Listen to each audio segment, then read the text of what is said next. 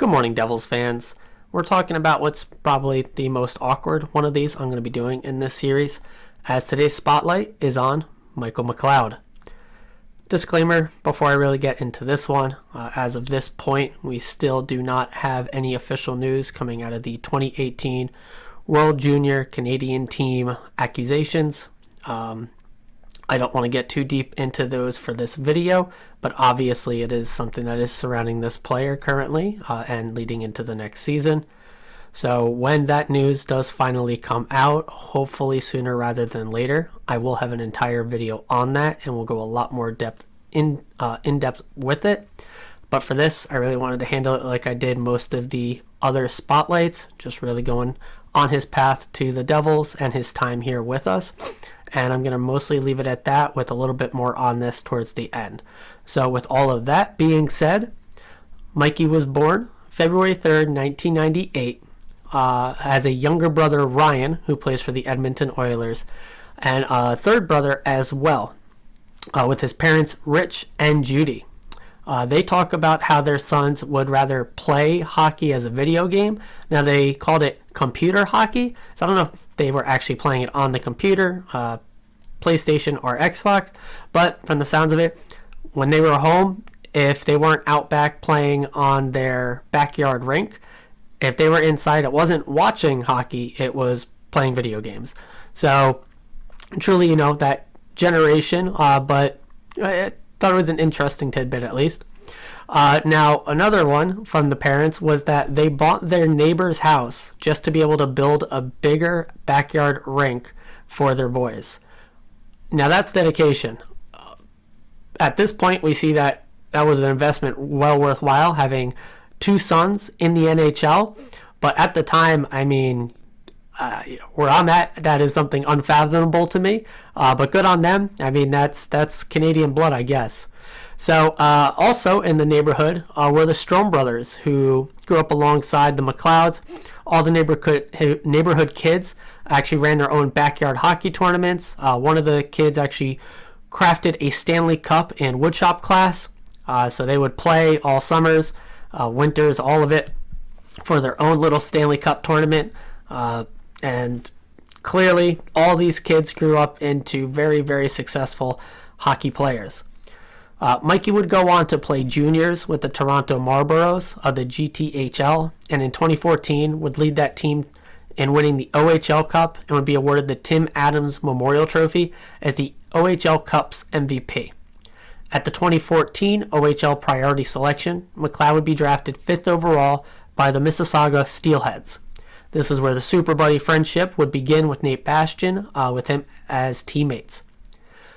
He'd play for the Steelheads, Mikey that is, for 3 seasons, during which, at the 2016 NHL entry draft, he would be selected 12th overall by the New Jersey Devils.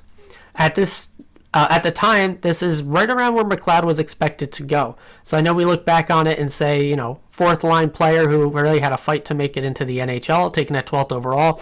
What an absolutely botched pick. But at the time, he was very highly regarded. I know there was other players on the board that a lot of people still would have definitely taken over him at that point as well. But it's not like this was some crazy Rodriguez pick.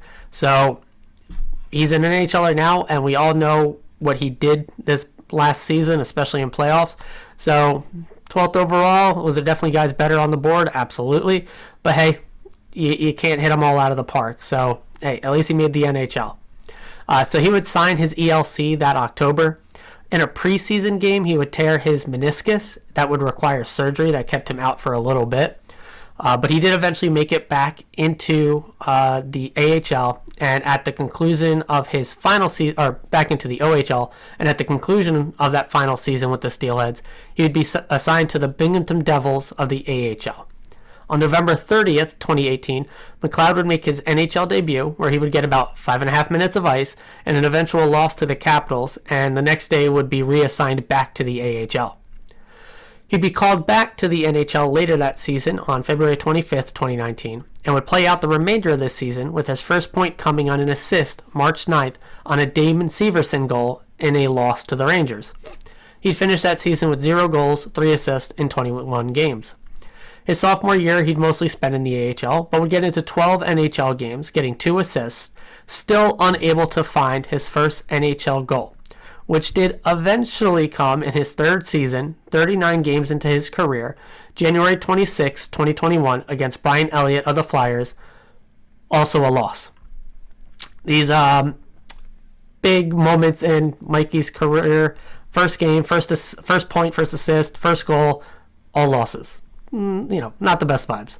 He would finish that season with 9 goals, 6 assists, 15 points in 52 games. At this point, he would find himself as a mainstay in the NHL, where he'd play 77 games in the 2021-22 season, scoring 6 goals, 14 assists for 20 points.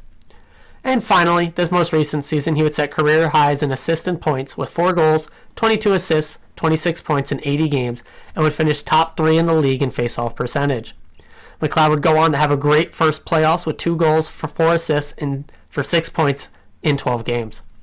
For his career, Mikey has 19 goals, 47 assists for 66 points, and 242 regular season games. On the ice, we basically know what Mikey is and isn't at this point.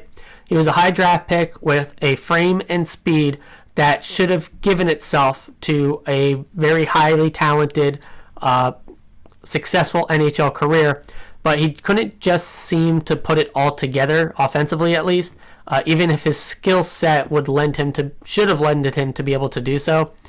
He's obviously not a black hole offensively, but outside of generating offense on the rush, he might as well be. From what I can tell, his cycle game and ability to score or set up plays with sustained pressure in the zone is almost non-existent.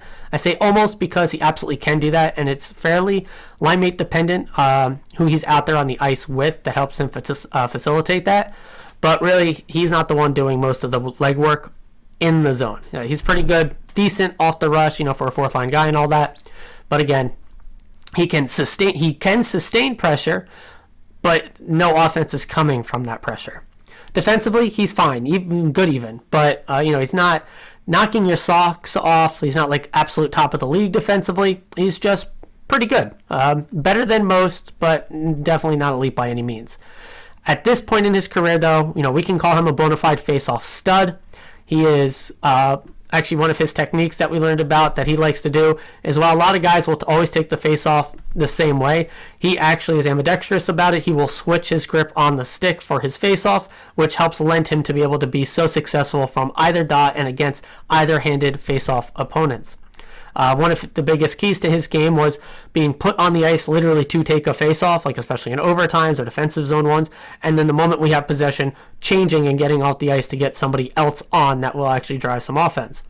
Now, he is pretty good at flipping the ice with transition play, so if retrieving the puck in our own zone and moving it out of our zone, but again, unless he actually generates a rush chance off of that, not much else really comes of it.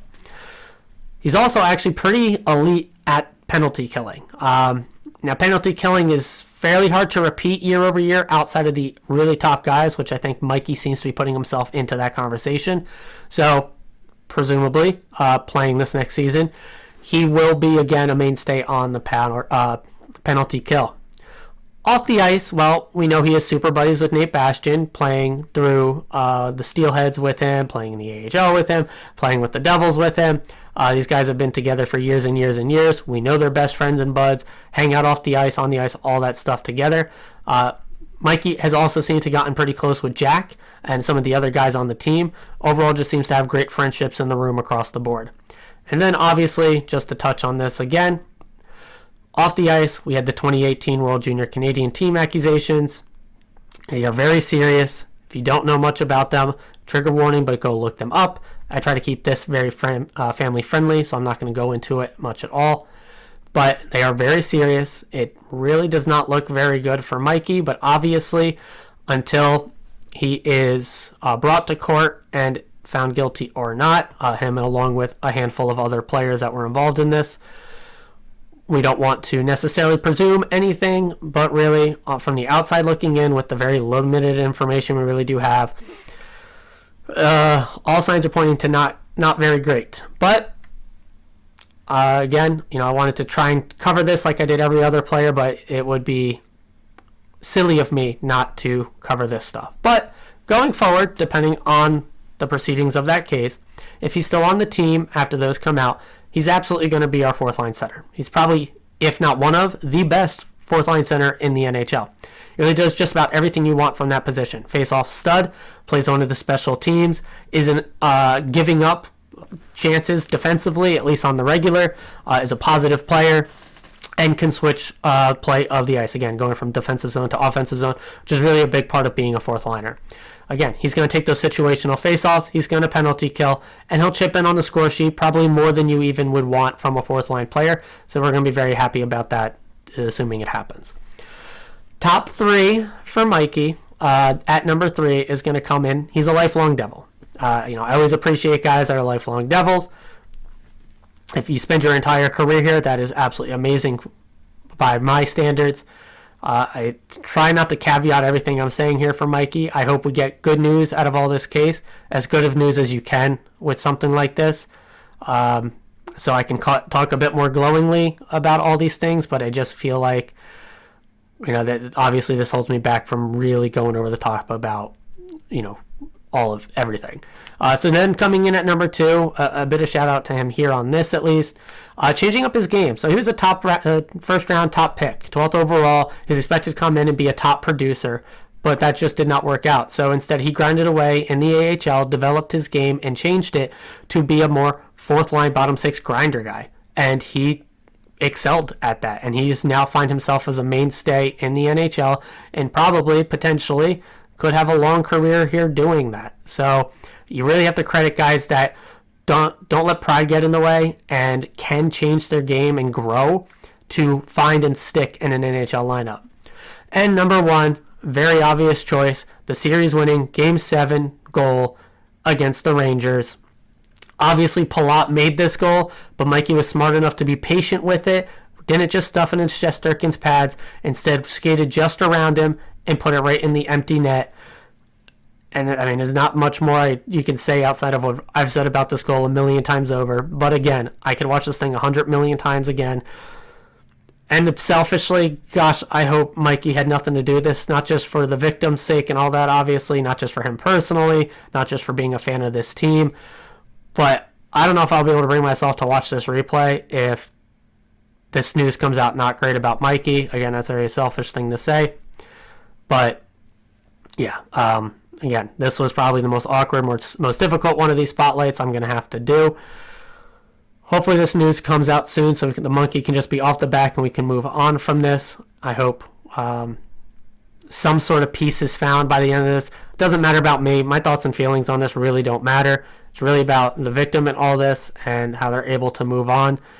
Really just want these things to be able to, everything to come to light as it happened. Anyone that was involved, throw the book at them and let the victim move on and find closure in this. Really, that's what is needed at the end of the day. So, somber end to this one, guys. We're heading into the weekend. Try and have a good one. I think it's supposed to be a beautiful day in Jersey today. Gonna have a much better episode come tomorrow without all of this going on. So I'll see everyone in the morning. Enjoy the day. As always, let's go Devils.